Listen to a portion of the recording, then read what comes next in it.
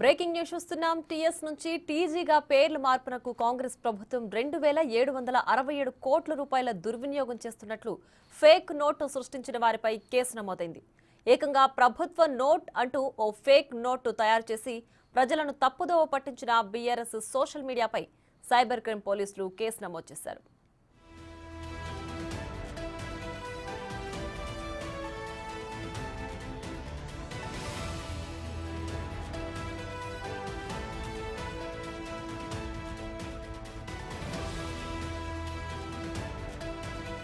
TS బదులుగా తెలంగాణ ఉద్యమ నినాదమైన TG పేరును అబ్రివేషన్ లెటర్లుగా మార్చేందుకు ప్రభుత్వం నిర్ణయం తీసుకుంది.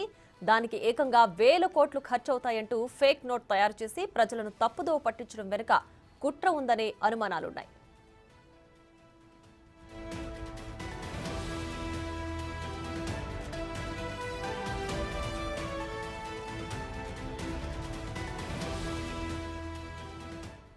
ఇప్పుడు ఎంపీ ఎన్నికల ఫలితాలు వెలువడగానే పేర్లు బోర్డుల మార్పులకు కోట్ల ఖర్చు చేస్తున్నారంటూ ఫేక్ నోట్ తయారు చేయడాన్ని ప్రభుత్వం తీవ్రంగా పరిగణించింది.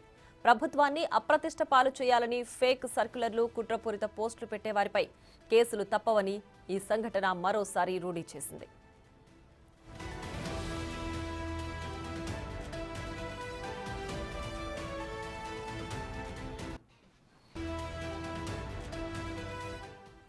ఇక ఇదే అంశానికి సంబంధించి మరింత సమాచారం మా deputy bureau chief Sadiq phone line అందించడానికి సిద్ధంగా ఉన్నారు. సాదిక్, చెప్పండి, కొత్త ప్రభుత్వానికి, కాంగ్రెస్ ప్రభుత్వానికి చెడ్డ పేరు తెచ్చే విధంగా ఈ విధంగా ఫేక్ లెటర్ సృష్టించడాన్ని ఏ విధంగా చూడాలంటారు?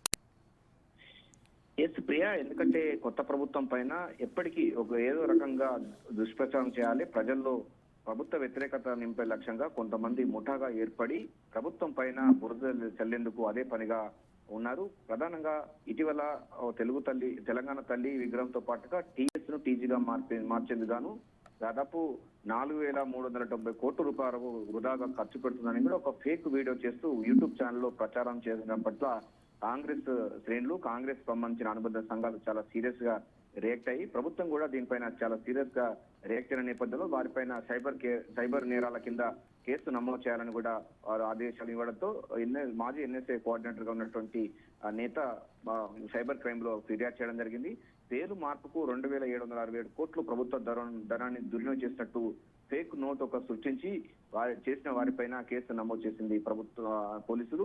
ఏకంగా ప్రభుత్వ నోటును, అంటే ఒక ఫేక్ నోట్ సంబంధించింది, అంటే అది ప్రభుత్వం సంబంధించిన ఉత్తర్వులు కాకుండా కేవలం ఒక లేఖ ప్రకారంగా రాసి దాన్ని తప్పుదో పట్టించే విధంగా చాలా వికృతమైన చర్యలకు కూడా పాల్పడుతున్న సందర్భం సోషల్ మీడియాలో వైరల్ అవుతుంది. దీనిపైన ఈ యొక్క సైబర్ సంబంధించిన నేరగాలను అప్పగించే విధంగా పూర్తి స్థాయిలో కూడా విచారణ జరిపించాలని కూడా సోషల్ మీడియా దొంగలను సైబర్ పోలీసులకు ఫిర్యాదు చేయడం జరిగింది. వారిని అరెస్ట్ చేయాలని కూడా చెప్పడం జరిగింది. కానీ వాస్తవంగా తెలంగాణ ఉద్యమం నినాదమైన టీజీ పేరును ఉండే బదులు గత ప్రభుత్వం టీఎస్ గా అబ్రివేషన్ మార్చింది. దీనికి గాను ప్రభుత్వం ఇప్పటికే పూర్తి స్థాయిలో నిర్ణయం తీసుకుంది. అది రొటీన్ గా జరిగే ప్రాసెస్. దీనికోసం కోట్ల రూపాయలు వెచ్చించాల్సిన అవసరం లేదు. ఏది ₹1 కూడా వెచ్చించాలనుకున్నా జీవో రావాలి, అదేవిధంగా ఫైనాన్స్ సంబంధించినటువంటి అనుమతి రావాల్సింది. అదంతా కూడా పారదర్శకంగా ఉంటుంది. గత ప్రభుత్వాలు చేస్తున్న సందర్భాలు అనేక జీవాలు దాచిపెట్టిన సందర్భం. కానీ కొత్త ప్రభుత్వంలో, ఇందిరమ్మ రాజ్యంలో ముఖ్యమంత్రి రేవంత్ రెడ్డి ప్రభుత్వంలో పూర్తి స్థాయిలో జీవోలన్నీ కూడా పారదర్శకంగా పెడుతున్న సందర్భం ఉంది.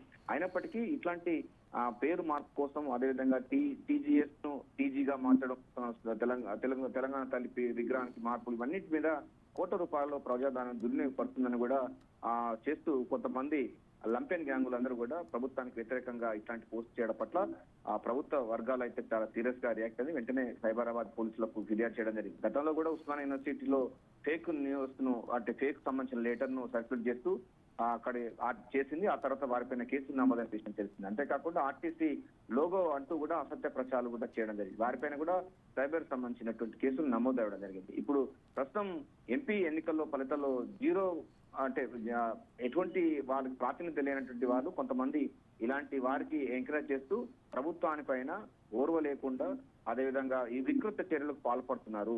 వీటిపైన పైశాచిక ఆనందాలు వెలువడుతున్నాయి. వీళ్ళందరిపైన చర్యలు తీసుకోవాలని కూడా ప్రభుత్వం భావించిన నేపథ్యంలో వారిపైన పూర్తి స్థాయిలో కూడా విచారణ జరిపించాలి. వారిని కఠినంగా శిక్షిస్తేనే మరో ఇట్లాంటి ఫేక్ న్యూస్ చేసే వారిపైన, అదేవిధంగా సోషల్ మీడియా వేదికగా చేసే వారిపైన ఉక్కుపాదం మోపాలను ప్రభుత్వం భావిస్తుంది. ఎంతటి వారైనా కూడా అబద్ధాలను ఊడిపోసి అసత్యాలు చేసే వారిపైన ప్రభుత్వం అప్రమత్తంగా ఉంటూనే ప్రజలకు ఆ విషయాలను చెప్తూనే మరోవైపు వీళ్ళందరినీ కట్టడి చేసేందుకు పూర్తి స్థాయిలో అయితే పోలీసులకు అధికారాలు ఇవ్వడం జరిగింది.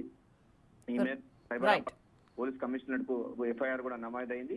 ప్రధానంగా వీరిని అరెస్ట్ చేయాలని కూడా డిమాండ్ బాగా కొనసాగుతా ఉంది. సో ఏదైనప్పటికీ ఒకరిద్దరి కనుక ఇట్లాంటి ఫేక్ న్యూస్ ను సర్క్యులేట్ చేసే వారిపైన చర్యలు గట్టిగా ఉంటే మిగతా వారు కూడా అదుపులో ఉంటారని కూడా కాంగ్రెస్ పార్టీ నేతలైతే భావిస్తున్న నేపథ్యంలో ఎన్ఎస్ఐ సంబంధించిన నేత ఈ ఒక ఫిర్యాదు చేయడం జరిగింది. దీనిపైన పూర్తి స్థాయిలో విచారణ జరిపించేందుకు గాను సైబరాబాద్ పోలీసులు పూర్తి స్థాయిలో ఒక 4-5 బృందాలుగా వాళ్ళైతే దర్యాప్తు చేస్తున్నారు. వారిని అరెస్ట్ చేసే అవకాశం అయితే కనబడుతుంది. ఏదైనప్పటికీ ప్రభుత్వం మాత్రం చాలా పారదర్శకంగా అదేవిధంగా ఎకనామికల్ గా పూర్తి స్థాయిలో కూడా ఒక నియంత్రణతో ఉంటుంది.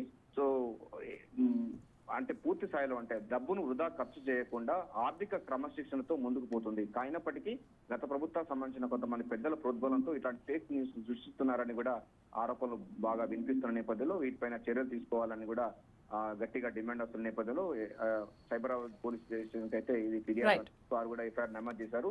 వెంటనే వారి పైన చర్య తీసుకునే అవకాశం ఉంది. రేపు మాపు వారు అరెస్ట్ అయ్యే అవకాశం కూడా కనబడుతుంది. Priya. Right Sadiq, thanks for the updates.